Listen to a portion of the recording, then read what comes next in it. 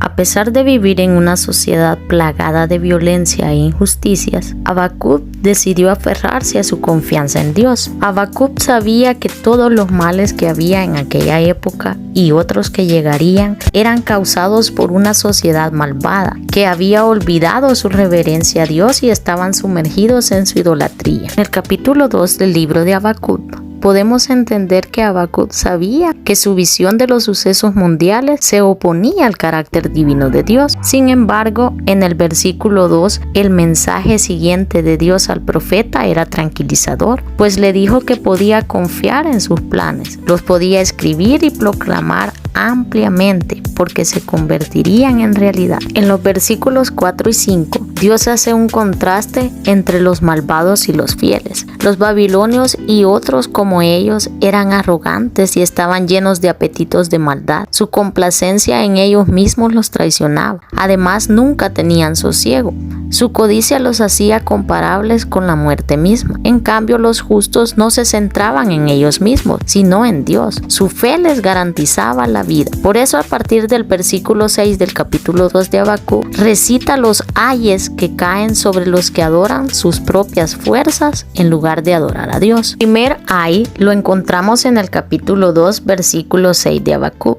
Ay del que multiplicó todo lo suyo. Como lo mencionaba anteriormente, la codicia había aumentado a gran escala, al punto de que los opresores estaban presionando al pueblo con impuestos. Sin embargo, el autor dice, ¿hasta cuándo? Pues los oprimidos se iban a rebelar. Además que Dios condena a los opresores que estaban acumulando bienes materiales, porque estaban llenándose de deudas con el Dios Todopoderoso. El versículo 7 dice, se levantarán de repente los que te han de morder. Esto se refiere a los persas, los cuales destruyeron el poder de Babilonia, así como ellos saquearon a los pueblos conquistadores. Además, en el versículo 8 termina de confirmar lo que sucederá con Babilonia, pues la maldad de Nabucodonosor había llegado demasiado lejos. En la actualidad, muchos a causa de su avaricia buscan pasar por encima de los demás para aumentar sus riquezas y su poder. Y esto lo vemos reflejado en las guerras y diferentes desastres causados por el hombre. Pero todo esto les traerá consecuencias. En múltiples ocasiones hemos visto cómo grandes naciones han llegado a la ruina. El segundo ay es ay del que codicia injusticia, ganancia para su propia casa. Esto se encuentra en el versículo 9. El escrito se refiere a los hombres ricos que adquieren riquezas para establecer a sus familias en bienestar económico, pero en realidad heredan vergüenza para sus hijos y ruinas para sus almas. Babilonia creyó asegurar su estabilidad usando medios injustos e inmorales, pero todos sus bienes eran parte de un fraude.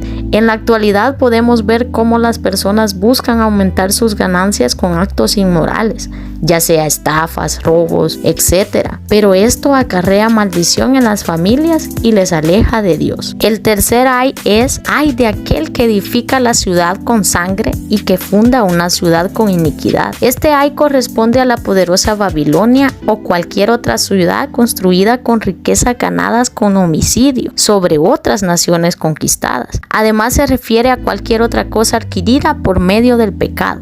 El mundo está tan corrompido en la actualidad que muchas personas obtienen diferentes bienes, incluso poder y prestigio a causa del pecado, es decir, iniquidad. El siguiente es ay del que da de beber a su prójimo. Nos habla de la embriaguez, refiriéndose a la idolatría y depravación a la que Babilonia había expuesto a las naciones conquistadas, reduciéndolas a la esclavitud y embriaguez constante para soportar el dolor. Además, corresponde a todos los que hacen y distribuyen bebidas alcohólicas, contribuyendo a la caída de la debilidad del prójimo. En el versículo 16 podemos aprender que el mundo no tiene relación de pacto con el Señor, por lo que juicio vendrá sobre Babilonia, es decir, sobre el mundo.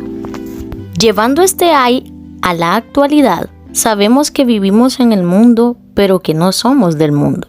Es importante vivir en constante comunión con Dios y no hacer caer a los hijos de Dios. Al contrario, si vemos a alguien débil, apoyémosle. Ay de los idólatras. Y se refleja en el versículo 19, con una pregunta enfática que expresa asombro. Aunque el metal precioso tiene un valor especial, aún antes de ser puesto sobre un ídolo, y además este ídolo no tiene espíritu, pues sigue siendo un objeto muerto. En cambio, Jehová sí es un Dios viviente, al cual podemos buscar en nuestras necesidades. Toda la tierra calla delante de él.